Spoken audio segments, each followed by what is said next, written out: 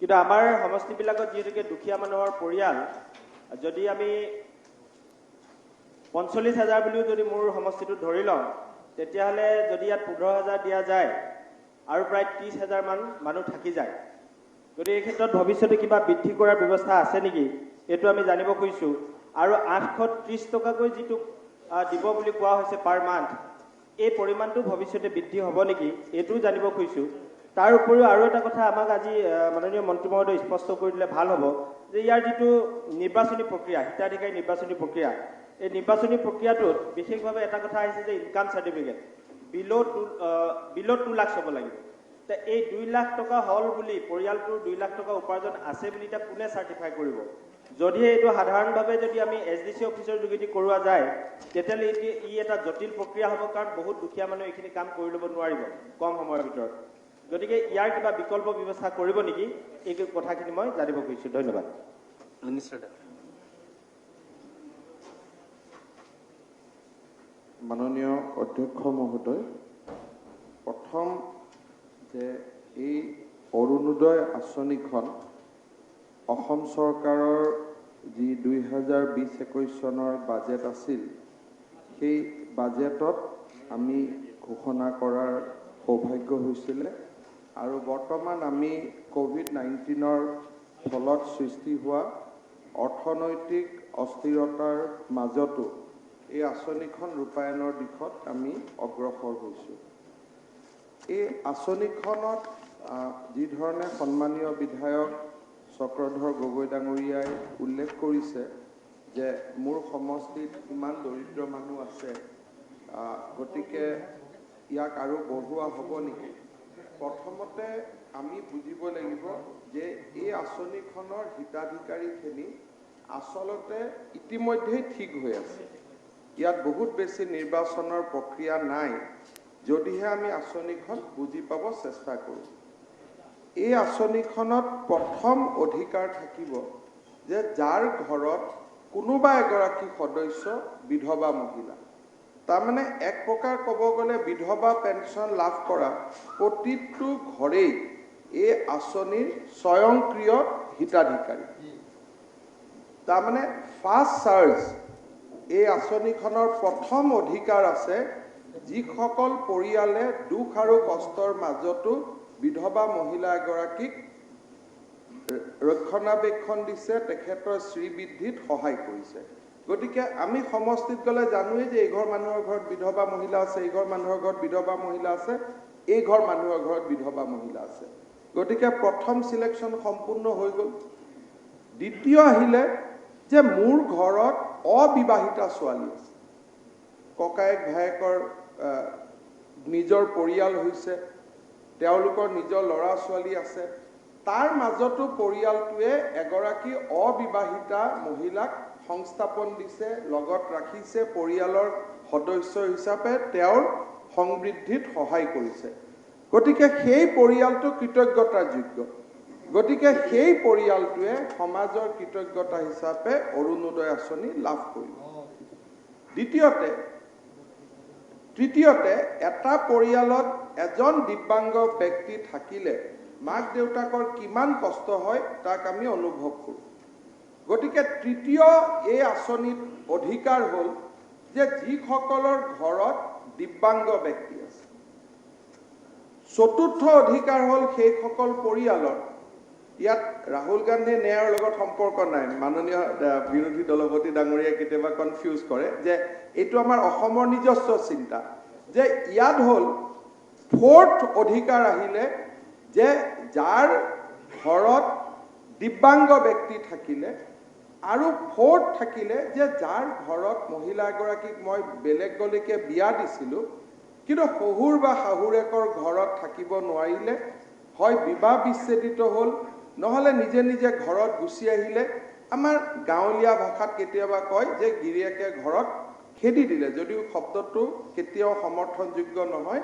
মই বুজাবৰ কাৰণে কৈছোঁ গতিকে এই পাঁচটা ক্ৰাইটেৰিয়া ফুল কৰাৰ লগে লগে মোৰ 15,000 বেনিফিচিয়াৰী হৈয়ে গ'ল সমষ্টিটো গতিকে বিতৰ্কৰ কোনো অৱকাশ তাত নাথাকিলে ইয়াৰ পিছতো যদি কোনোবা সমষ্টিত ৰখি যায় হিতাধিকাৰী তেতিয়াহ'লে আমাৰ নেক্সট টাৰ্গেটটো হ'ল যে এখেত দুখীয়া কিন্তু এওঁৰ 3 টকীয়া চাউল নাই বা আজিকালি বিনামূলীয়া চাউলৰ কাৰ্ড নাই অৰ্থাৎ এই ৰখি যোৱাখিনি লাষ্ট চাৰ্জটো হ'ল যে যাৰ ঘৰত বিনামূলীয়া চাউলৰ কাৰ্ড নাই শেষৰ কেটেগৰীতহে আহিলে যাক আমি ক'লো দুখীয়া মানুহক আমি ইতিমধ্যে এই আঁচনিটোত আমি বহুত বেছি লোৱাৰ প্ৰয়োজন এইকাৰণে নাই যে বিনামূলীয়া চাউল দালি এই গোটেইখিনি পোৱাৰ পিছত তেওঁ অৰুণোদয়ৰ সমপৰ্যায়ৰ এটা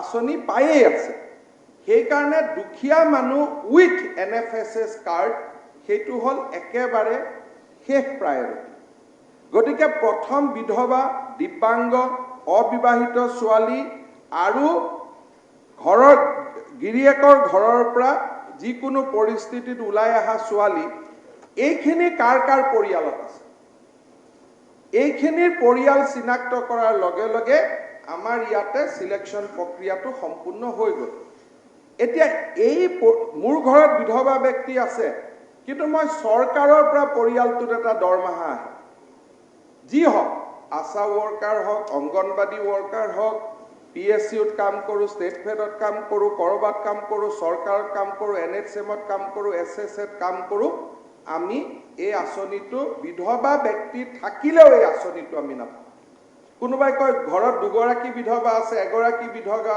এগৰাকী দিব্যাংগ আছে এটাই পাব পৰিয়ালতে দুটা নাপায় পেনশনৰ পালেও এইটো অতিৰিক্ত নহয় যদি কোনোবা কৰ্মচাৰীয়ে পেনশন পাই আছে তেওঁ নাপাব তাৰমানে চৰকাৰৰ ঘৰৰ পৰা যোনে দৰমহা পেনশন পাই আছে তেওঁ নাপাব কিন্তু কুশল কোঁৱৰ বা এই পেনশন বিলাক এইটোত নহব চাকৰিৰ পেনশনটোহে ইয়াত যোগ হ'ব চাকৰি পেনশনটো যোগ হ'ব কিন্তু কুশল কোঁৱৰ বা ইন্দিৰা মিৰি পেনশন পোৱা সকলে পাব দ্বিতীয়তে মোৰ 15 বিঘা মাটি আছে মই নাপাওঁ তৃতীয়তে মোৰ ঘৰত 4 চকীয়া বাহন আছে মই নাপাওঁ কিন্তু 2 চকীয়া 3 চকীয়া থাকিলে পাম আৰু চতুৰ্থতে মোৰ ঘৰত ফ্ৰিজ আছে মই নাপাওঁ মোৰ 2 লাখ টকাতকৈ উপাৰ্জন বেছি মই নাপাওঁ আৰু ফাইনেলি মই যদি ট্ৰেক্টৰৰ মালিক সেলফ হেল্প গ্ৰুপৰ জৰিয়তে ট্ৰেক্টৰ হলে কথা নাই কিন্তু ঘৰত যদি মোৰ নিজৰকৈ ট্ৰেক্টৰ এখন আছে মই নাপাওঁ আৰু ফ্ৰিজ থাকিলে ঘৰত মই নাপাওঁ গতিকে ইনক্লুশন আৰু এক্সক্লুশন ক্ৰাইটেৰিয়াখিনি চালে আমি হিতাধিকাৰী নিৰ্বাচন কৰোঁতে অকণমান গাঁৱত খেলিমেলি হোৱাৰ সম্ভাৱনা নাই এতিয়া এই আঁচনিটোৰ লগত মৌজাদাৰ গাঁওবুঢ়াৰ কোনো সম্পৰ্ক নাই এই আঁচনিটো সেলফ সাৰ্টিফিকেশনৰ ওপৰত চলিব কেতিয়াবা ডিচিয়ে ক'ব যে SDCৰ পৰা লাগে কিবা কাগজ লাগে ইয়াত ইভেন ST/SC সাৰ্টিফিকেটখনো নালাগে দিব্যাংগ সাৰ্টিফিকেটখনো নালাগে ইয়াত একো সাৰ্টিফিকেট নালাগে ইয়াত সেলফ যিখন ফৰ্ম আমি দিম এতিয়া আমি খালি যিখন সমষ্টিত পঠাই দিছো সেইখনক কৈছো আমি চেকলিষ্টৰ লগত কোনো ডকুমেন্ট আমি নাচাওঁই চেকলিষ্ট হ'ল তাৰ পিছত আপোনালোকে হিতাধিকাৰী আমাৰ ডিস্ট্ৰিক্ট বোৰ্ডে সিলেক্ট কৰিব তাৰ পিছত অৰুণোদয় সহায়কসকল ঘৰে ঘৰে যাব যদি ঘৰত গৈ তেওঁলোকে ক'ব দিব্যাংগ ব্যক্তিজনক মাতক বিধৱা মহিলাগৰাকীক মাতক যদি সেই পৰ্যায়ত তেওঁলোকে ঘৰত সেই ধৰণৰ যদি হিতাধিকাৰী দেখা নাপায় তেতিয়াহ'লে উপায়ুক্তক আহি ক'ব যে এইজন হিতাধিকাৰী ভুল ভৱিষ্যতেও কোনোবাই যদি RTI মাৰে যদি RTIত ওলাই যে এওঁৰ ঘৰত বিধৱা মহিলা নাছিলে এওঁৰ ঘৰত দিব্যাংগ ব্যক্তি নাছিলে লগে লগে এই আঁচনিখন তেওঁৰ বন্ধ কৰি দিয়াৰ ব্যৱস্থা ৰখা হৈছে সেইকাৰণে এই আঁচনিখন এইটো নহয় যে মই এবাৰ বৃদ্ধ পেঞ্চন পালো পাই থাকিলো যদি কোনোবাই ভুল তথ্য দিয়ে আঁচনিখন লয় RTIৰ মাধ্যমেৰে ইয়াত দিয়াৰ লগে লগে তেওঁৰ বেনিফিটটো লগে লগে ডিসকণ্টিনিউড হৈ যাব আৰু তেওঁ কিয় সেলফ সাৰ্টিফিকেশন ভুল দিলে তাৰ ওপৰত আইনী প্ৰক্ৰিয়াৰ ব্যৱস্থা ৰখা হৈছে কাৰণ আমিতো নাজানো নিজেহে সহি মাৰি দিছে মোৰ ঘৰত বিধৱা মানুহ আছে বুলি মোৰ ঘৰত দিব্যাংগ ব্যক্তি আছে বুলি গতিকে ইটি যে এফিডেভিট লাষ্টত লিখা আছে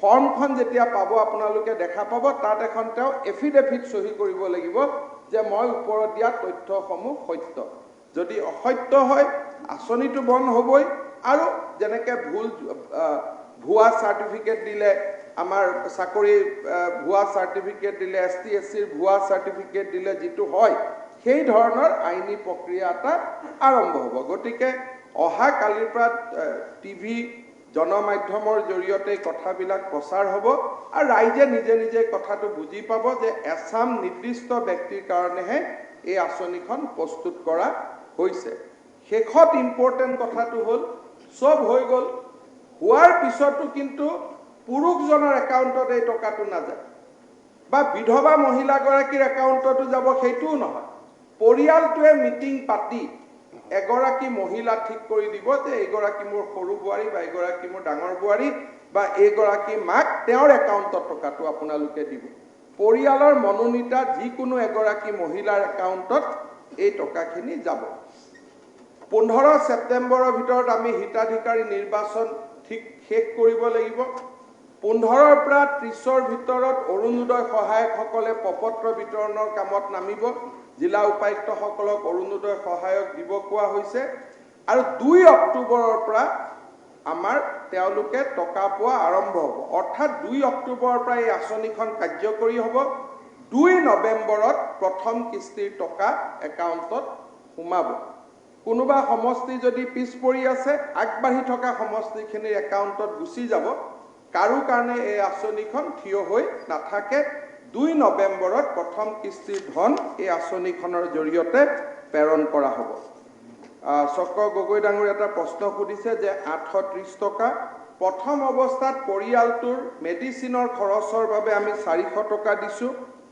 4 কেজি দালি যাতে 50% মূল্যত পায় তাৰ বাবে আমি 200 টকা দিছোঁ আৰু 4 কেজি চেনিৰ বাবে আমি 80 টকা দিছোঁ যাতে 50% হয় আৰু ফলমূল পাচনিৰ বাবে আমি 150 টকা দিছোঁ এই আঁচনিখন অহা বছৰ এপ্ৰিল মাহত বিহুৰ দিনাখন হয়তো যদি আমি বাজেট এতিয়া দিয়া নাই বিহুৰ বতৰত হয়তো 1000 টকা পৰিয়ালটোৱে বেছি পাব আকৌ বানপানী হ'ল বানপানীৰ সময়ত পৰিয়ালটোৱে 1000 টকা বেছি পাব পূজা আহিলে পৰিয়ালটোৱে 1000 টকা বেছি পাব এই ধৰণে যেতিয়াই ঘৰত ল'ৰা ছোৱালী এডমিশ্যনৰ সময় হ'ল 1000 টকা বেছি পাব আৰু আঁচনিখনৰ কাভাৰেজ বাঢ়ি গৈ থাকিব এতিয়া আজি মই অলপমান সংশোধন কৰি দিছোঁ যে 1.5 লাখৰ পৰা 2 লাখ যোন সমষ্টিত আছে তেওঁলোকে 16,000 পাব যদিও আমি 15,000 কৈছিলোঁ আমি অলপ বঢ়াইছোঁ বিলো 1.5 লাখ যাৰ ভোট আছে তেওঁলোকে 15,000 পাব 1.5 লাখৰ পৰা 2 লাখে 16,000 পাব 2 লাখৰ পৰা 2.5 লাখে 17,000 পাব 2.5 লাখৰ পৰা 3 লাখে 18,000 পাব আৰু জোনাই ধৰণৰ 3 লাখতকৈ বেছি ভোট থকা সমষ্টিয়ে 19,000 পাব গতিকে আঁচনিখন আৰম্ভ নহওঁতে আমি হিতাধিকাৰীৰ সংখ্যা বঢ়ালোঁ ৰাজ্য চৰকাৰৰ আৰ্থিক অৱস্থা উন্নতি হোৱাৰ লগে লগে এই অৰুণোদয় আঁচনিখনে বাঢ়ি গৈ থাকিব আৰু পুঁজিৰ পৰিমাণো বাঢ়ি গৈ থাকিব যাতে ভৱিষ্যতে চৰকাৰে বেলেগ আঁচনি ল'ব নালাগে যে মোৰ চৰকাৰৰ হাতত অলপ অতিৰিক্ত টকা আছে অৰুণোদয় বঢ়াই দিলোঁ হিতাধিকাৰীও বঢ়াই দিলোঁ পুঁজিও বঢ়াই এই অৰুণোদয়খনে অনাগত দিনত চলি থাকিব যাতে সৰু আঁচনি আৰু আমি ঘোষণা কৰি থাকিব নালাগে বাজেটখন চালে দেখা পাব যে সৰু আঁচনি ইমপ্লিমেণ্ট কৰোঁতে কষ্ট হয় ব্যুৰক্ৰেটিক দিলে হয় লাগে আৰু মানুহক সেৱা কৰা অৰুণোদয় আঁচনি ভেহিকল ফৰ গ্ৰোথ ভেহিকল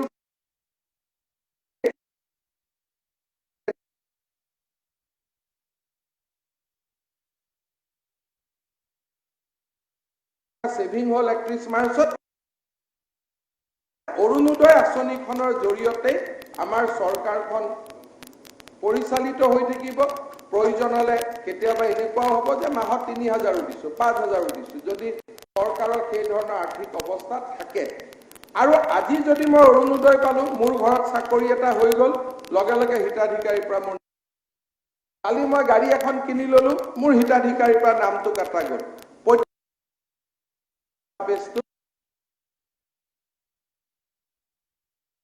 আপোনালোকে যদি ভাল অৰুণোদয় সহায়ক এটা ক্ৰাইটেৰিয়াত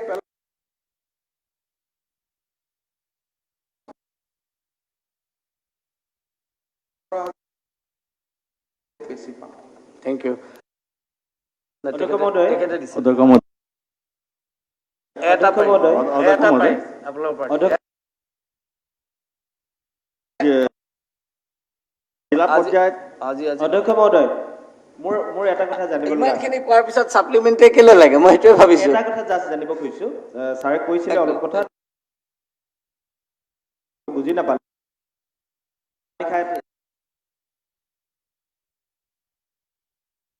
প্ৰায়ৰিটি বিশেষভাৱে দিয়া হৈছে দিব্যাংগ, বিধৱা কাৰ্ড থকা মানুহ, তো নন NFSA এই চাৰি চাকৰিয়াল মানুহ আছে।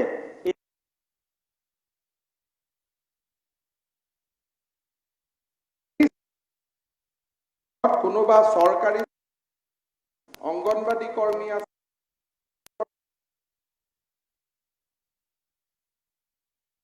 কৰ্মচাৰী আছে, এতিয়াৰ দেহক কৰ্ম এই হিতাধিকাৰী তালিকাত নাহি।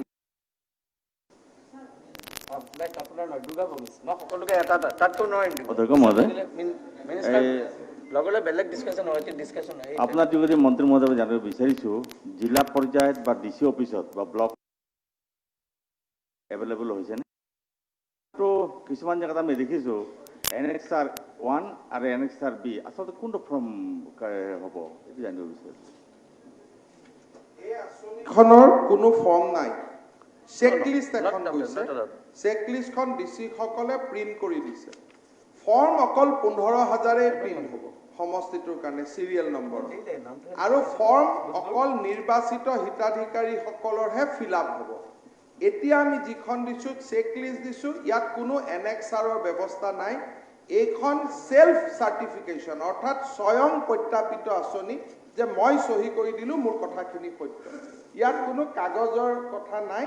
ফৰ্ম এখন আমি দিম, কিন্তু ফৰ্মখন ডিষ্ট্ৰিক্ট লেভেল সিলেকশ্যন কমিটিয়ে সিলেক্ট কৰি দিয়াৰ পিছতহে সেই ফৰ্মখন ডিচিক দিয়া হ'ব। জালুকবাৰী চিৰিয়েল নম্বৰ 1 দি ষ্টাৰ্ট হ'ব, 16 চেজ হ'ব। তাৰমানে একজেক্ট যিমান হিতাধিকাৰী সিমানেই ফৰ্ম যাব, কাৰণ নোপোৱাসকলে বেংকত একাউণ্ট খুলিব, কিবা খুলিব, পিছত কষ্ট পাই কয় যে ফৰ্মো ফিল আপ কৰিলোঁ টকাও নাপালোঁ। সেইটো কাৰণে অকল নিৰ্বাচিত হিতাধিকাৰীসকলৰ বাবেহে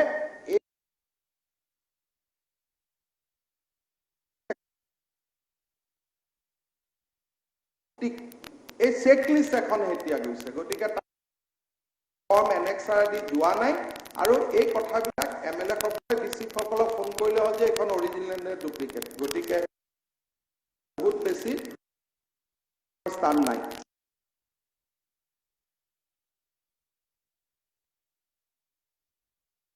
মই এটা কথা জানিব বিচাৰিছোঁ, দিশত আগবাঢ়ি আছে। এতিয়া আমাৰ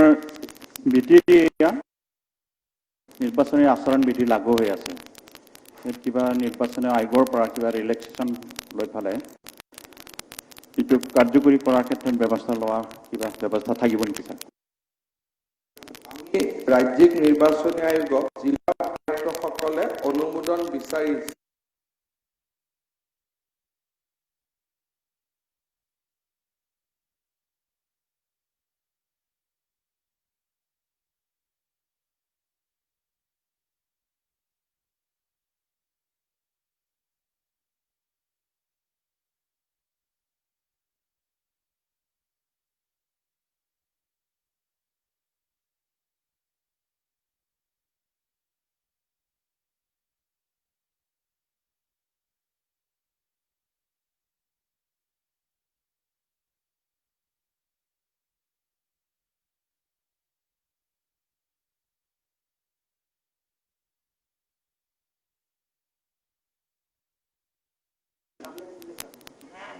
অধ্যক্ষ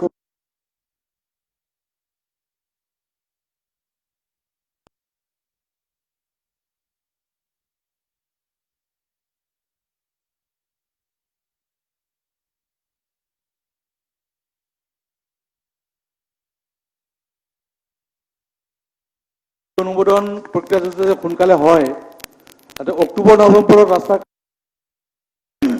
কাৰণ এনেকুৱা হয় বাৰিষা অহাৰ আগে আগে ৰাস্তাৰ অনুমোদন হয় আৰু বাৰিষাত কাম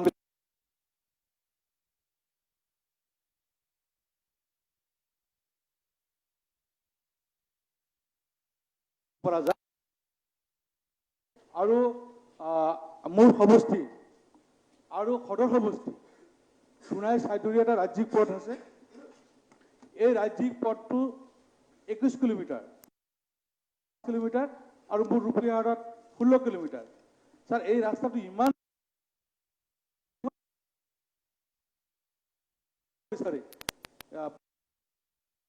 কিছুমান গাঁত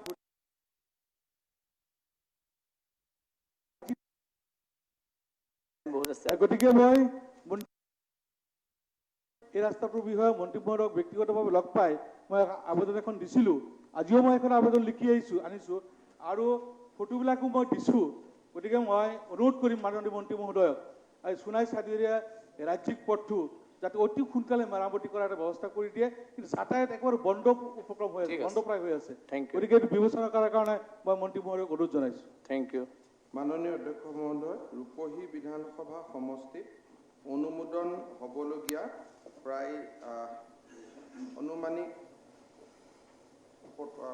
17 কোটি টকাৰ আঁচনি মই ইয়াত সংলগ্ন কৰি দিছোঁ আৰু মই ভাবোঁ যে আঁচনিখন কেইখন আমি ছেপ্টেম্বৰ মাহৰ ভিতৰতে অনুমোদন কৰিব পাৰিম।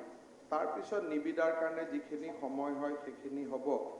আৰু সোণাই চাইদৰীয়া যিটো ৰাস্তা, ইতিমধ্যে আমি ডিভিজনসমূহত এটা নিৰ্দেশ দিছিলোঁ যে 8 কিলোমিটাৰ বেয়া ৰাস্তা আমাক আকৌ দিব লাগে, যাতে আমি অক্টোবৰ মাহৰ ভিতৰত অনুমোদন কৰিব পাৰোঁ। আৰু তাৰ কাৰণে আমি প্ৰায় 8 কোটি টকাকৈ আমি অনুমোদন কৰি দিছোঁ প্ৰত্যেক সমষ্টিত। এই সোণাই চাইদৰীয়া ৰাস্তাটো সেই ভিতৰত যদি 8 কিলোমিটাৰত দি দিয়ে তেতিয়াহ'লে আমি লগে লগে কৰি দিব পাৰিম। আপুনি আজি ইঞ্জিনিয়াৰ মাননীয় অধ্যক্ষ মহোদয়ৰ জৰিয়তে আপোনাক অনুৰোধ কৰিছোঁ যে আপুনি অভিযন্তাক ক'ব যে যি 8 কোটি টকা মোৰ সমষ্টিৰ কাৰণে আহিছে এই ৰাস্তাটোত দি দিয়ক। আৰু মই আৰু দ্বিতীয় প্ৰশ্ন নকৰোঁ, যি ধৰণে আহিব কৰি দিম। কিন্তু তাতকৈ অতিৰিক্ত কৰিবৰ কাৰণে এই বছৰ আমাৰ লগত পুঁজি নাথাকিব। মামুন ইমদাদুল হক চৌধুৰী। মাননীয় অধ্যক্ষ মহোদয়, ইয়াত 19-20 ফাইনেন্সিয়েলৰ কথা কোৱা হৈছে। মাননীয় মন্ত্ৰী মহোদয়ক মই এটা কথা অৱগত কৰিব বিচাৰিছোঁ আপোনাৰ জৰিয়তে। মোৰ 18-19ৰ যিটো SOPD আপোনালোকে দিছিল, কেইবাবাৰো লিখিলোঁ, বহুত ঘূৰা ঘূৰি কৰাৰ পিছতো ৰাস্তাকেইটা হোৱা নাই 18-19ৰ। মই মাননীয় মন্ত্ৰী মহোদয়ক গোটেই তালিকাখন দি দিম, সেইমতে একশ্যন ল'লে ভাল হ'ব। আৰু 19-20ৰ আমাক এতিয়ালৈকে চেংচন দিয়া নাই। এই দুটা কথা ক্লিয়াৰ কৰিলে হৈ যাব। ধন্যবাদ। অধ্যক্ষ মহোদয়, কৰোনা মহামাৰীৰ কাৰণে আমি এটা অস্থিৰতা নিজাৰ ৰাখিছিলোঁ যে আমি নতুন আঁচনি ভালৰ কাৰণে অহাৰ পৰিপ্ৰেক্ষিতত অহা 4-5 দিনৰ ভিতৰত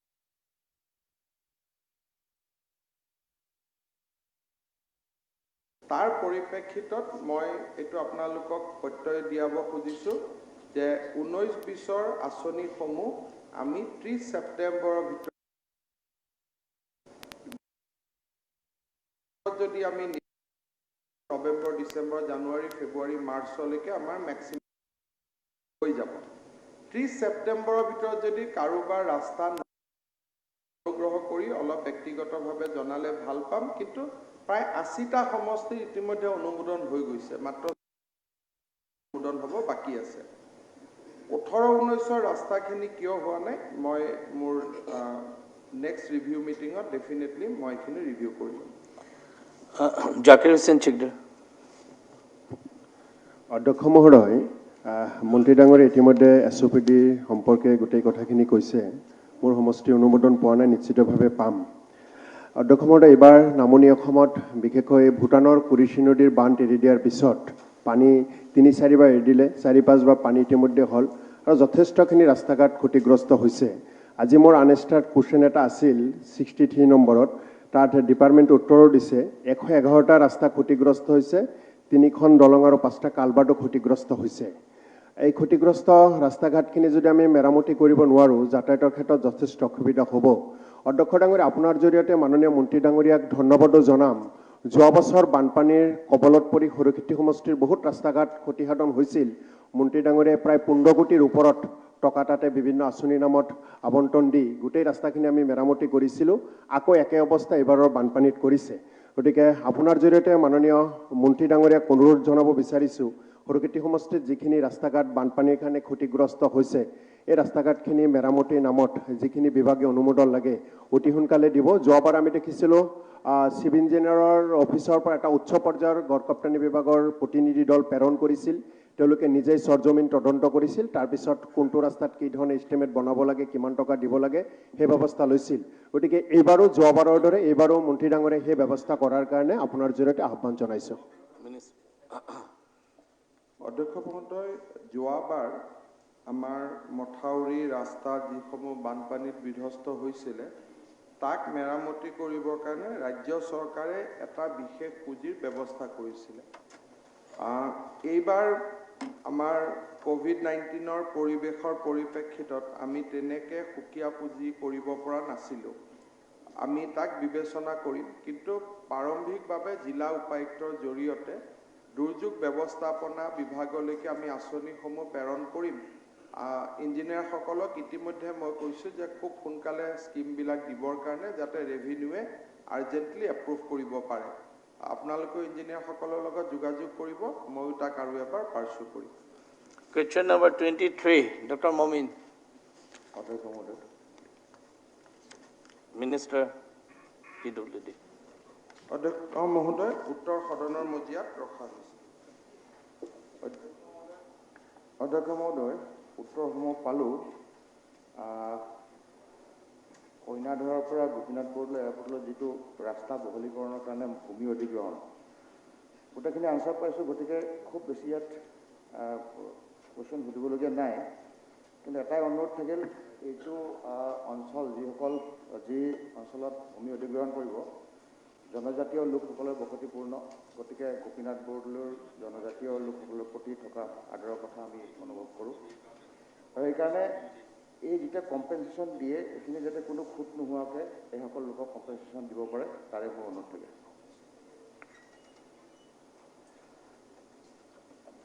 ধন্যবাদ অধ্যক্ষ মহোদয় আমি ইয়াক নিশ্চিতভাৱে নিশ্চিত কৰিম যাতে কোনো লোক ক্ষতিপূৰণৰ পৰা বঞ্চিত নহয় আৰু উপযুক্ত ক্ষতিপূৰণ যাতে লাভ কৰে Question number 24, Pradip Hazarika, Minister, Education. মাননীয় অধ্যক্ষ মহোদয় উত্তৰ সদনৰ মজিয়াত ৰখা হৈছে অধ্যক্ষ মহোদয় উত্তৰখিনি পাইছোঁ এটা কথা মানে জানিব বিচাৰিছোঁ যে কিছুমান কলেজত অধ্যক্ষ মহোদয় কিছুমান ছাবজেক্ট ইউনিভাৰ্চিটি পাৰ্মিশ্যন লৈ পেলাই খোলা হয় মানে যেনেকৈ ধৰক জিঅ'গ্ৰাফী ছাবজেক্টটো যেনিবা খুলিলে এতিয়া সেই যিটো ছাবজেক্ট সেইটো এতিয়া ষ্টুডেণ্ট লৈ পেলাই ধৰক এই কলেজখনত সেইটো ক্লাছটো হৈ আছে খুব ধুনীয়াকৈ চলি আছে এতিয়া সেই তেনেকুৱা ধৰণৰ ক্ষেত্ৰত মানে এইটো কি হ'ব এই কথাটো মানে জানিব বিচাৰিছোঁ তেনেকুৱা বহুত ছাবজেক্ট তেনেকুৱা খুলিছে পাৰ্মিশ্যন লৈ পেলাই এইটো সেইবিলাক চলি আছে কিন্তু খুব ভালকৈ এতিয়া সেইটো ক্ষেত্ৰত কি ব্যৱস্থা কৰা হ'ব অধ্যক্ষ মহোদয় অসম বিধানসভা 2011 চনত প্ৰাদেশিকৰণৰ আইন অনুমোদন হৈছিল প্ৰাদেশিকৰণ আইনৰ প্ৰথম অৱস্থাত এইখিনি কোৱা হৈছিল যে 2006 চনৰ ভিতৰত চূড়ান্ত অনুমোদন কনকাৰেন্স আদি সম্পূৰ্ণ কৰা মহাবিদ্যালয়সমূহকহে প্ৰাদেশিকৰণ কৰা হ'ব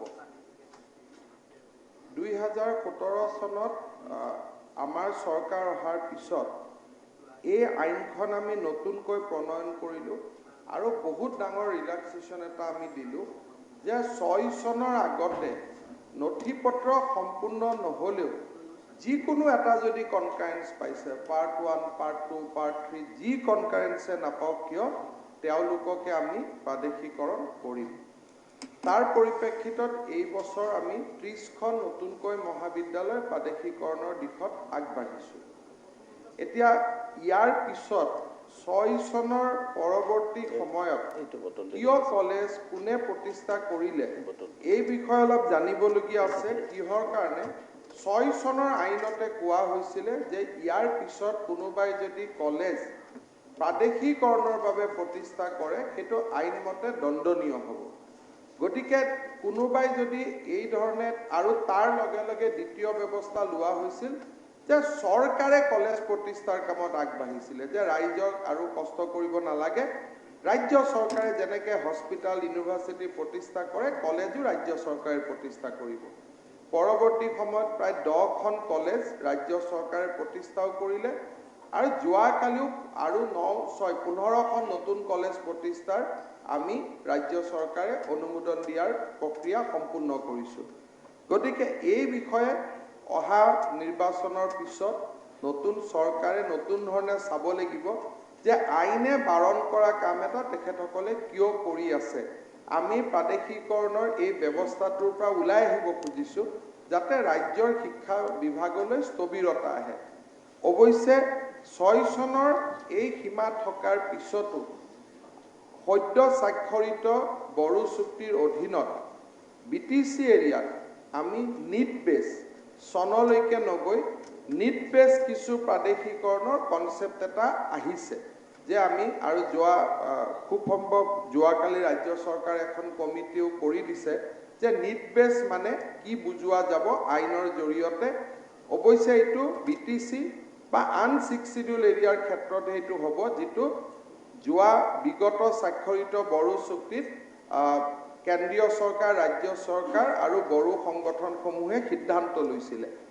পৰৱৰ্তী পৰ্যায়ত এই নিট বেছৰ কনচেপ্টটো কেনেকৈ ইভলভ হয় তাৰ ওপৰত যদি কিবা নতুন কলেজ আহে যায় সেইটো এটা দেখা যাব। কিন্তু বৰ্তমান আইনৰ প্ৰেক্ষাপটত 2006 চনৰ পিছত স্থাপিত হোৱা কলেজ বা কনকাৰেন্স লোৱা কলেজ তেওঁলোক আচলতে প্ৰহিবিটেড এক্টিভিটি এটা কৰিছে। সেই ধৰণে অসম বিধানসভাই আইনখন পাছ কৰি থৈছে। নেক্সট সাপ্লিমেন্টাৰি আমিনুল ইসলাম। মাননীয় অধ্যক্ষ মহোদয়, সদ্যহতে ৰাজ্য চৰকাৰে যিটো ৱেবছাইটত প্ৰকাশ কৰিছে কলেজ, জুনিয়ৰ কলেজ, উচ্চতৰ মাধ্যমিক বিদ্যালয় আৰু হাইস্কুলৰ তালিকাখন, তাতে দেখা গ'ল যে 2017 চনৰ যিটো আইন আমি পাছ কৰিছিলোঁ সেই আইনৰ কিছু ক্ষেত্ৰত উলংঘা হৈছে আৰু এই ক্ষেত্ৰত আমি দেখিছোঁ যে যথেষ্ট প্ৰতিক্ৰিয়া হৈ আছে। আৰু ইয়াত দেখা গ'ল যে আমাৰ যিসকল বহুত কোৱালিফাইড টিচাৰ যিসকলে 2010 চনৰ আগৰ পৰাই কাম কৰি আছে আৰু তেওঁলোকৰ 50% মাৰ্কছ BEd সব কোৱালিফিকেশ্যন আছে কিন্তু বাদ পৰিল। কিছুমানক কোৱা হ'ল যে বাহিৰৰ ইউনিভাৰ্চিটি কানপুৰ বা পুনে বা কলিকতা তাৰ পৰা পাছ আউটখিনি ইয়াত লোৱা হোৱা নাই, ভেৰিফাই কৰিব লাগিব। আকৌ তাৰ পৰা পাছ আউট কিছু টিচাৰৰ নামো আহিছে কিছুমান আৰু বহুতো কিন্তু এইটো কোৱা হৈছে তেওঁলোকে বুজি পোৱা নাই যে আমি সব কোৱালিফাইড হোৱাৰ পিছতো 17ৰ এক্ট মতে আমি সব কোৱালিফিকেশ্যন থকাৰ পিছত কিয় আমাক লোৱা নহ'ল। আৰু তাৰ লগে লগে দেখা গ'ল যে কিছুমান 2010তে এপইণ্টমেণ্ট পোৱা তেওঁলোক পোৱা নাই। আকৌ গুৱাহাটী ইউনিভাৰ্চিটিৰ পৰাও পাছ আউট বহুতক আকৌ ড্ৰপ কৰিল। কিছুমান দেখা গ'ল ফাৰ্ষ্ট পোষ্টটো ড্ৰপ কৰিল, ছেকেণ্ডটো আহিল, তেওঁ কোৱালিফাইড। মানে আচলতে এই এনমলিজবিলাক যে হ'ল এই ক্ষেত্ৰত যেহেতু স্ক্ৰুটিনিটো 2017 পিছৰ পৰা কণ্টিনিউ চলি আছিল, ইমান দিন স্ক্ৰুটিনি হোৱাৰ পিছত ইমান এনমলিজ যে হ'ল এইটো এতিয়া এই ক্ষেত্ৰত সংশোধনটো কেনেকৈ কৰিব, মানে এই বিষয়টো মই স্পষ্ট। অধ্যক্ষ মহোদয়, আমি পাৰদৰ্শিতা আৰু স্বচ্ছতাৰ কাৰণে এটা আমি ব্যৱস্থা কৰিছোঁ যে এই লিষ্টখনক যিখন প্ৰচাৰ হ'ল ৱেবছাইটত সেইখন এখন প্ৰভিজনেল লিষ্ট। ৰাজ্যপাল মহোদয়ে তাক প্ৰাদেশিকৰণ কৰা নাই, প্ৰাদেশিকৰণ কৰিব 1 জানুৱাৰী তাৰিখে। সেইকাৰণে আমি চৰকাৰেই কৈছোঁ যে আমাৰ ভুল হ'ব পাৰে, কাৰণ ইমান মানুহৰ কাগজ চাওঁতে আমি ভুল কৰিব পাৰোঁ আৰু কোনোবাই ভুল তথ্যও দিব পাৰে। সেইকাৰণে তাত আমি এটা প্ৰক্ৰিয়া ৰাখিছোঁ যে আপোনালোকে অভিযোগ দিয়ক। যদি কোনোবা ব্যক্তিৰ হ'ব লাগিছিল হোৱা নাই বা কোনোবা ব্যক্তিৰ হ'ব নলগা ব্যক্তিৰ হৈছে, তেওঁলোকক আমি 20 দিন সময় দিছিলোঁ যে আপোনালোকে অভিযোগ দিয়ক, লাগিলে আৰু 10 দিন আমি বঢ়াই দিম। এটা এটাকৈ অভিযোগ পুংখানুপুংখভাৱে বিবেচনা কৰাৰ পিছতহে এই প্ৰাদেশিকৰণ যিখন তালিকা সেইটো আমি 15 ডিচেম্বৰত নটিফাই কৰিম আৰু 1 তাৰিখৰ পৰা তেওঁলোকে দৰমহা পাব আৰম্ভ হ'ব। সেইকাৰণে যি খেলিমেলি আছে মোৰ তাতো কিছুমানে আহিছে, আমি কৈছোঁ যে আমাৰ ওচৰত আহিব নালাগে, যেহেতু চৰকাৰে যেনেকৈ আমি অলপতে LP স্কুলৰ এপইণ্টমেণ্ট দিছোঁ, 4বাৰ প্ৰভিজনেল লিষ্ট উলিয়াইছোঁ, গতিকে কাৰো আপত্তি নাই। ফাৰ্ষ্ট লিষ্টত ভুল থকাটো স্বাভাৱিক, গতিকে তেখেতসকলে আমাৰ যি ৱেবছাইট দিয়া হৈছে বা তেওঁলোকে আমাৰ ডাইৰেক্টৰ হায়াৰ এডুকেশ্যনৰ কাৰ্যালয়ত কমপ্লেইন দিয়ক যে মোক কিয় লোৱা হোৱা নাই বা অমুকক লোৱা হৈছে মোক কিয় লোৱা হোৱা নাই। প্ৰতিটো অভিযোগ আমি পাৰদৰ্শিতাৰে নিষ্পত্তি কৰাৰ পিছতহে 15 ডিচেম্বৰত আমি প্ৰাদেশিকৰণৰ অধিসূচনা জাৰি কৰিম। গতিকে বিধায়ক মহোদয়েও অভিযোগ দিব পাৰে, আপোনাৰ ওচৰলৈকে অহা স্মাৰক পত্ৰখিনি আপুনি DPI-লৈকে ফৰৱাৰ্ড কৰিও দিব পাৰে। গতিকে এটা এটাকৈ ভুল সংশোধন কৰাৰ পিছতহে আমি 15 ডিচেম্বৰত ইয়াক নটিফাই কৰিম আৰু 1 জানুৱাৰীৰ পৰা দৰমহা 1 ফেব্ৰুৱাৰীত প্ৰথম দৰমহাটো পাব, কিন্তু 1 জানুৱাৰীৰ পৰা দৰমহা আৰম্ভ হ'ব। সেইবাবে ভুল হোৱাটো মই শিক্ষামন্ত্ৰী হিচাপে মই নকওঁ, মোৰ তালিকাখন 100% শুদ্ধ। ৰাইজৰ মাজত কথা বতৰা পাতিয়ে তালিকাখন শুদ্ধ কৰিব লাগিব। গতিকে য'ত য'ত ভুল দেখিছে আপোনালোকে অভিযোগ দিবৰ কাৰণে তেওঁলোকক এনকাৰেজ কৰক আৰু অভিযোগ দিলে আমি তাক সংশোধন কৰিম। Thank you. কমলাক্ষ দেৱ পুৰকাষ্ট। মাননীয় অধ্যক্ষ মহোদয়, অসমৰ স্নাতক মহাবিদ্যালয় আৰু কনিষ্ঠ মহাবিদ্যালয়ৰ যি কথাবিলাক কোৱা হৈছে যেতিয়া অধ্যক্ষ মহোদয়, ইতিমধ্যে কিছুমান কলেজ প্ৰভিন্সিয়েলাইজ হৈছে বা কিছুমান হ'ব আৰু অধ্যক্ষ মহোদয়, মন্ত্ৰী মহোদয় জানে বস্তুটো মোৰ সমষ্টিটো টাউন বেজ এটা সমষ্টি, সেইটো কাৰণে যিবিলাক জুনিয়ৰ কলেজ বা কলেজ প্ৰভিন্সিয়েলাইজ হ'ল মানে আমাৰ টাউনৰ কৰিমগঞ্জ কলেজটো 47ত এষ্টাব্লিছ হৈছে।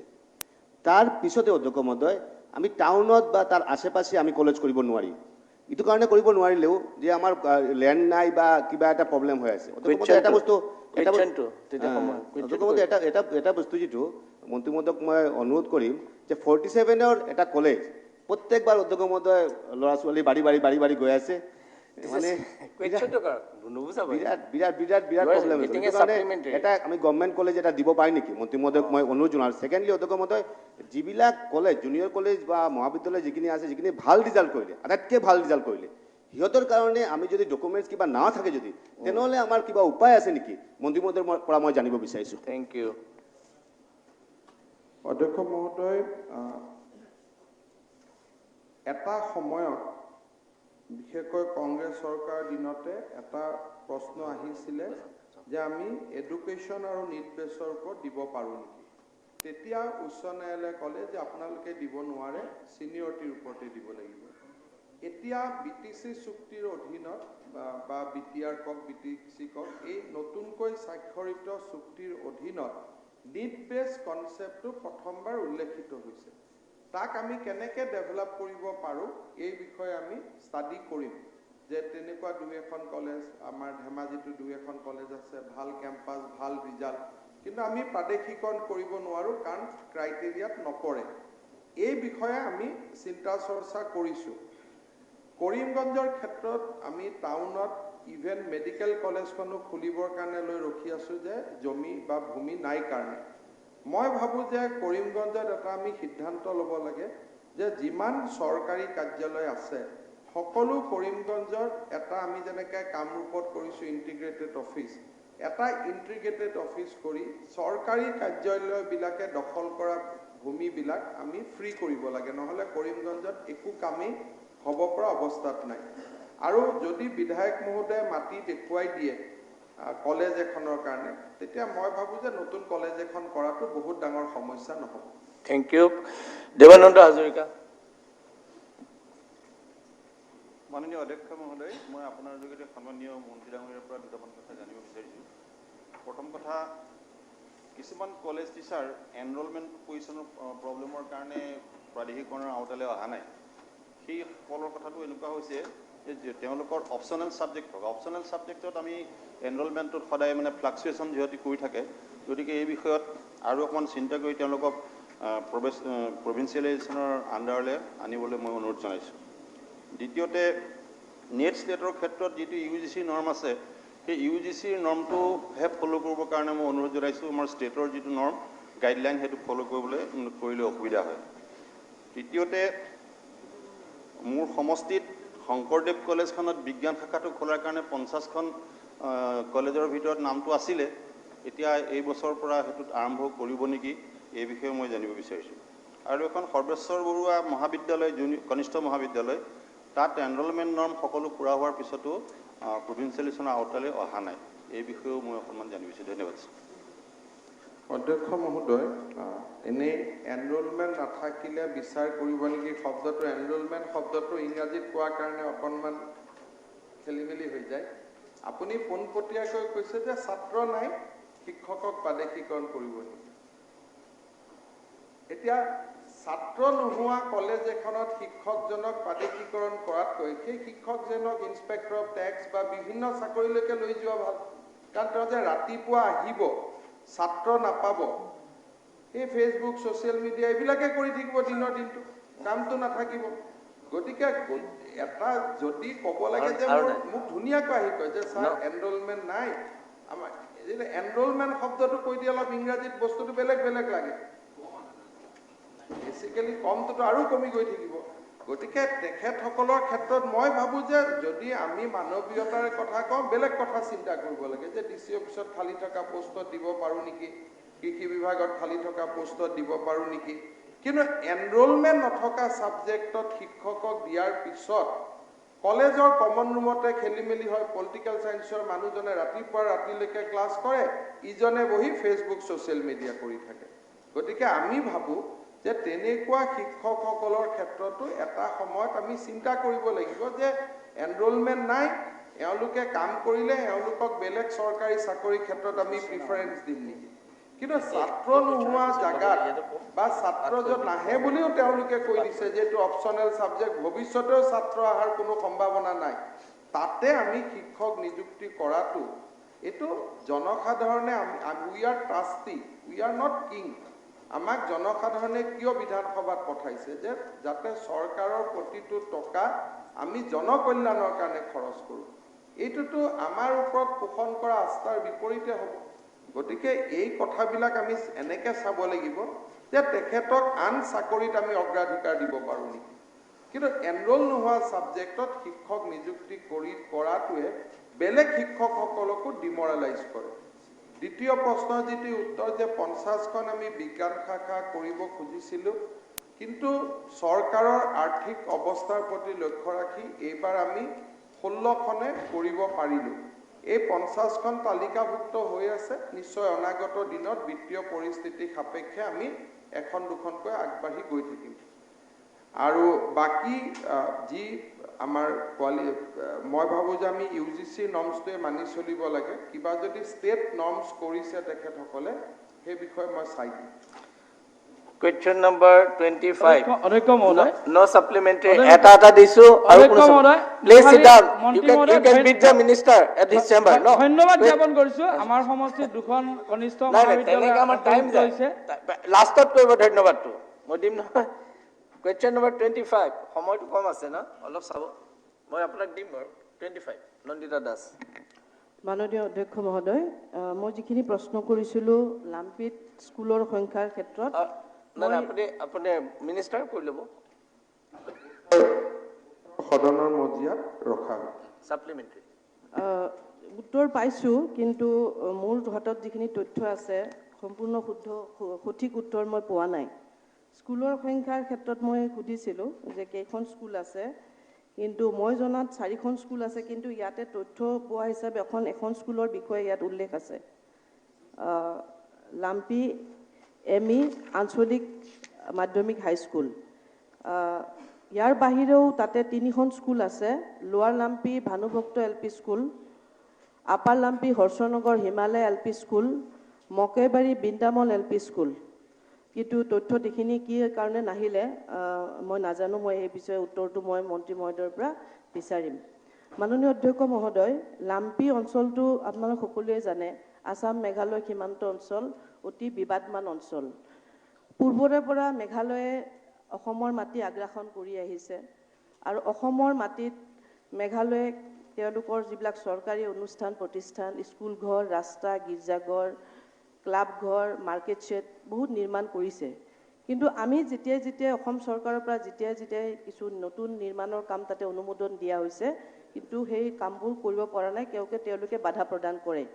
যে এই ক্ষেত্ৰত মই বিচাৰোঁ যে যিকোনো চৰকাৰী আঁচনি অসম চৰকাৰৰ তাতে আমি ইমপ্লিমেণ্ট কৰিব লাগে, আমি আঁচনিবোৰ ৰূপায়ণ কৰিব লাগে। কিন্তু মই দেখাত বহুতবোৰ আঁচনি এতিয়ালৈ ৰূপায়ণ কৰিব পৰা হোৱা নাই। ৰিচেণ্টলি এটা আউটপোষ্ট এটা এলটমেণ্ট হৈছিলে, সেইটো নিৰ্মাণ কৰিবলৈ নিদিলে। কেইবাটাও PMGSY ৰাস্তা কৰিব নিদিলে। তেনেধৰণে হৌৱা ৱাটাৰফললৈ যোৱা এটা ৰাস্তা মই SOPD ধৰিছিলোঁ, কৰিব নিদিলে। সেই মই মন্ত্ৰী মহোদয়ক ৰাস্তাৰ কোৱেশ্যনটো হ'ল যে মই সুধিছিলোঁ হাইস্কুল আছে নেকি, কিন্তু তাতে হাইস্কুলো নাই। মই বিচাৰোঁ বা আমি সকলোৱে বিচাৰোঁ যে তাতে শিক্ষাৰ ক্ষেত্ৰত গুৰুত্ব দিব লাগে, যিহেতু সেইটো বিবাদমান অঞ্চল। সেই অঞ্চলত যদি ৰাইজে স্কুলৰ নিচিনা এটা শিক্ষা অনুষ্ঠান নাপায়, তেতিয়াহ'লে ছাৰ হাইস্কুলৰ এষ্টাব্লিছ কৰিব পৰা ব্যৱস্থা হ'বনে নাই, সেইটো বিচাৰিছোঁ। তাতে লোৱাৰ লাম্পি যিটো মই ডেছক্ৰিপশ্যন দিলে টাইম যাব। আৰু এটা কথা কৈ দিওঁ, লোৱাৰ লাম্পি ভানুভক্ত স্কুলটো 1966তে এষ্টাব্লিছ হৈছে। 1966ত লোৱাৰ লাম্পি ভানুভক্ত স্কুল এষ্টাব্লিছ হৈছে, কিন্তু স্কুলখন এতিয়ালৈকে এটা মাত্ৰ শ্ৰেণী কোঠা, গোহালি ঘৰ সদৃশ্য, তাতে ৰান্ধনি ঘৰো নাই, অৱস্থা নাই। কিন্তু স্কুলখনৰ লিষ্টখন নামটো কিন্তু আজি ৰিপ্লাইত নাহিলে। এই কথাখিনি উত্তৰ বিচাৰিছোঁ আৰু অতি শীঘ্ৰে যাতে শিক্ষাৰ ক্ষেত্ৰত চৰকাৰে বিভাগে গুৰুত্ব দিয়ে, এইখিনিয়ে মই মন্ত্ৰী মহোদয়ক অৱগত কৰাইছোঁ। অধ্যক্ষ মহোদয়, আমি সদনত কৰা প্ৰশ্নৰ উত্তৰসমূহ এটা নিৰ্দিষ্ট প্ৰক্ৰিয়াৰ মাজেৰে আমালৈকে আহে। বিধায়িকা মহোদয়ে যিহেতু কৈছে যে উত্তৰটো সম্পূৰ্ণ শুদ্ধ নহয়, তাক মই চাবৰ বাবে আমাৰ ডাইৰেক্টৰ এলিমেণ্টাৰী এডুকেশ্যনক দায়িত্ব দিম, আৰু কিবা যদি বিসংগতিপূৰ্ণ উত্তৰ আহিছে নিশ্চয় তাক শুদ্ধ কৰি আমি সদনৰ অধ্যক্ষ মহোদয়ক অৱগত কৰিম। আপুনি লিষ্টখন দি দিব যিকেইটা নাই। মোৰ উদ্দেশ্য আছিল যে স্কুল ঘৰ নিৰ্মাণ হ'ব লাগে, কিটচেন নাই, কিটচেন ঘৰ নিৰ্মাণ হ'ব লাগে, আৰু ৰাস্তা ঘাট যিবোৰ বন্ধ কৰি দিলে মেঘালয়, সেইবোৰ নিৰ্মাণ হ'ব লাগে। সেইটোৱে আছিল মোৰ। অধ্যক্ষ মহোদয়, বিধায়কগৰাকীৰ পৰামৰ্শখিনি চৰকাৰে উপযুক্তভাৱে ডেফিনেটলি বিবেচনা কৰিব। Question number 26, Ashok Sharma, minister PWD।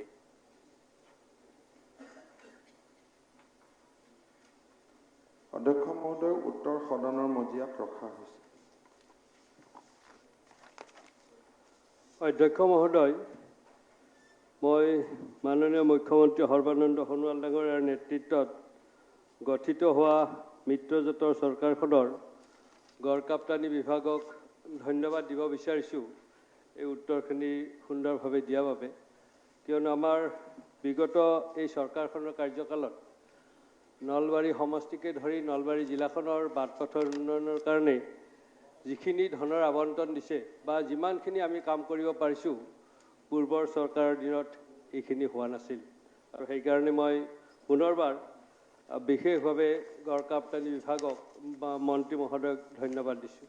এতিয়া আমাৰ নলবাৰী সমষ্টিটোত কৃত্ৰিম বানপানীৰ এটা ভীষণ সমস্যা হৈছে, আৰু সেইটোৰ কাৰণে ইতিমধ্যে আমি কৰাৰ কাৰণে কিছু ব্যৱস্থা লৈছোঁ। মাননীয় মন্ত্ৰী মহোদয়ক মই অনুৰোধ জনাব বিচাৰিছোঁ যাতে এই কৃত্ৰিম বানপানীটো সমাধান কৰাৰ কাৰণে তেখেতে যথেষ্ট আমাক গুৰুত্ব দিয়ে সেইটো। আৰু আন এটা নলবাৰী আৰু বৰমা সমষ্টিৰ মাজত এটা ঐতিহাসিক ৰাস্তা আছে, গোসাই কমলালী, যিটো ৰাস্তা এতিয়ালৈ সম্পূৰ্ণ হোৱা নাই। আমি এইবাৰ যিটো নতুন কৰি আৰু SOPDত ৰাস্তা দিব, সেইটো ৰাস্তাও ধৰি দিছোঁ আমি, গোসাই কমল ৰাস্তাটো। সেই ৰাস্তাটো যাতে কৰিব দি মানুহৰ যাতায়াত ব্যৱস্থাটো উন্নত কৰে, আৰু এটা ঐতিহাসিক ৰাস্তাটো আমাৰ চৰকাৰখনে পুনৰ নিৰ্মাণ কৰি এটা ভাল নজিৰ সৃষ্টি কৰে, তাৰ বাবে মাননীয় মন্ত্ৰী মহোদয়ক মই অনুৰোধ জনাইছোঁ। Thank you. মাননীয় অধ্যক্ষ মহোদয়, প্ৰশ্নৰ উত্তৰত মই জনাইছোঁ যে নলবাৰী চহৰৰ কৃত্ৰিম বানপানীৰ সমস্যাটো সমাধানৰ বাবে আমাৰ PWD ডিভিজনে এটা আঁচনি প্ৰস্তুত কৰি আছে।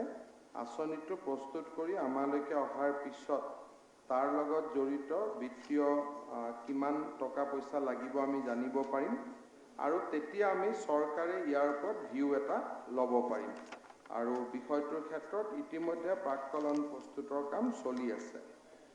গোহাঁই কমল আলিৰ ক্ষেত্ৰত আমি এটা সমষ্টিত যি ৰাস্তা এইবাৰ আমি দিব দিছিলোঁ, মই ভাবোঁ যদি নলবাৰীত সেইটো তালিকাবদ্ধ হৈ আহিছে তেতিয়াহ'লে আমি ছেপ্টেম্বৰ মাহ নহ'লেও অক্টোবৰৰ 15 তাৰিখৰ আগতে তাক আমি অনুমোদন দিব পাৰিম। আপোনাৰ এইটো কুৱেশ্যন ৰিলেটেড টু নলবাৰী, গতিকে নলবাৰীৰ লগত ৰিলেটেড টু আপোনাৰ কিবা কুৱেশ্যন আছে জানো? নলবাৰীৰ সম্পৰ্কত না আপোনাৰ সমষ্টি? কওক কওক। মাননীয় অধ্যক্ষ মহোদয়, ইয়াৰ পিছতে যিটো কুৱেশ্যন আছিল গুণীন্দ্ৰনাথ ডাঙৰীয়াৰ, নলবাৰী দৌলাহাল হৈ যিটো আমাৰ ষ্টেট হাইৱে আমিনগাঁৱৰ পৰা দৌলাহাল নলবাৰী হৈ বৰপেটা হৈ গৈছে 2 কিলোমিটাৰ ৰাস্তা আপোনাৰ গৈ ক্ষুদ্ৰকুচি বুলি কয় জনীয়া সমষ্টিৰ মাজত, তাতে বাকী আছে।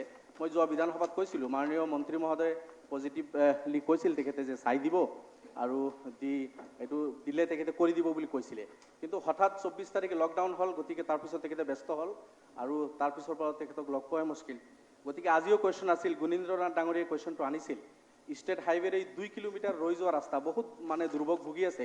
মই অনুৰোধ কৰিম, মই লেটাৰো আনিছোঁ, মাননীয় মন্ত্ৰী মহোদয়ক অনুৰোধ কৰিছোঁ এই 2 কিলোমিটাৰ ৰাস্তা সম্পূৰ্ণ কৰিলে উপকাৰ হ'ব জনগণৰ। Thank you. অধ্যক্ষ মহোদয়, এই ৰাস্তাটো নিৰ্মাণৰ বাবে বিশ্ব বেংকৰ অৰ্থ সাহায্যত আমি কাম কৰিছিলোঁ, কিন্তু ৱৰ্ল্ড বেংকে 2019ত স্কিমটো বন্ধ কৰি দিয়ে, কাৰণ তেওঁলোকৰ সময়সীমাৰ ভিতৰত আমি যিমানখিনি কৰিব পাৰিছিলোঁ তেওঁলোকে সিমানখিনিয়ে কৰিব আমাক অনুমতি দিছিলে। বৰ্তমান সমস্যাটো হৈছে যে স্থানীয় ৰাইজৰ ওজৰ আপত্তিৰ কাৰণে আমি এই 2 কিলোমিটাৰ পথ উন্নতি কৰিব পৰা নাই। 2 কিলোমিটাৰ পথত বহুত খৰচ নহয়, কিন্তু যদি ৰাইজৰ ওজৰ আপত্তিখিনি নিষ্পত্তি কৰিব পৰা যায় তেতিয়াহ'লে বাকী কামখিনিত আমি নিজৰ অৰ্থৰে হ'লেও আগবাঢ়িব পাৰিম। গতিকে বিধায়ক মহোদয়ক মই অনুৰোধ কৰিম যে জিলা উপায়ুক্তৰ লগত আলোচনা কৰি মাটি অধিগ্ৰহণৰ বিষয়টো অনুগ্ৰহ কৰি নিষ্পত্তি কৰি দিয়ক। বিষয়টো তেওঁৰ তাতে আছে আৰু এটা সময়ত মই তেখেতক 2-3 বাৰ টেলিফোনো কৰিছিলোঁ যে কামখিনি কৰি দিয়ক, কিন্তু তেতিয়া যি কাৰণে নহওক সম্ভৱ হৈ নুঠিলে। গতিকে যদি লেণ্ড একুইজিশ্যনৰ সমস্যাটো সমাধান কৰিব পৰা যায়, বাকীখিনি ষ্টেট স্কিম হ'লেও আমি কৰি দিব পাৰিম। Thank U. কুৱেশ্যন নম্বৰ নাও 29, 27 আৰু 28 এবচেণ্ট আছে। 29 প্ৰবীন্দ্ৰ ডেকা আছে নেকি? আছে। Minister agriculture. মাননীয় অধ্যক্ষ মহোদয়, উত্তৰ সদনৰ মজিয়াত ৰখা। মাননীয় অধ্যক্ষ মহোদয়, মাননীয় মন্ত্ৰী মহোদয়ে টাইমটো বৰ কম, মই একেবাৰে ছুটিকৈ কৈ আছোঁ। তেখেতে কৈছে যোৱা বানপানীত 2,80,000 হেক্টৰ খেতি মাটি নষ্ট হৈছে আৰু প্ৰায় 1,000 কোটি টকা আনুমানিক হেৰি হৈছে, ক্ষতি হৈছে। তো মই ইয়াত প্ৰশ্ন এটা কৈছিলোঁ যে আমাৰ ৰবি শস্যৰ কি কি আঁচনি লোৱা হৈছে? মাননীয় মন্ত্ৰী ডাঙৰীয়াই কৈছে RKVY, BGRE, NFSM আদি আঁচনিত কৰা